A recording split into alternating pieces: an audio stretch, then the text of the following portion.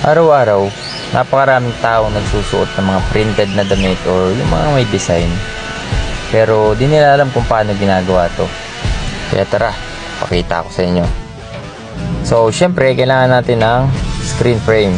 Ito yung unang-unang kailangan natin kasi screen printing ang gagawin natin. First step, linisan natin yung screen frame.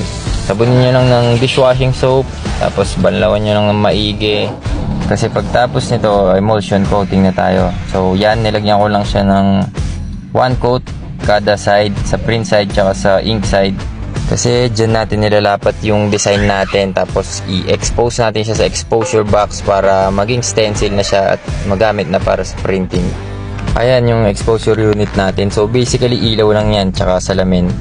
Pagtapos nyan, eto babanlawan na natin para lumabas na yung stencil at matanggal na yung mga unexposed area ng screen natin na may emulsion. Yan, no? Para sa akin, ito yung pinaka-satisfying gawin sa lahat. Kasi dyan mo nakikita yung design, lumalabas na siya sa screen. Lalo na kapag ganito ka-detail yung mga design. Yung dahan-dahan mong nakikita lumalabas yung design. And then, patutuyuin lang yung screen. Tapos, lalagyan natin ng mga tape yung mga edge niya. Kasi may mga butas yan para kapag nag-print, hindi lalabas yung mga ink dun sa butas niya.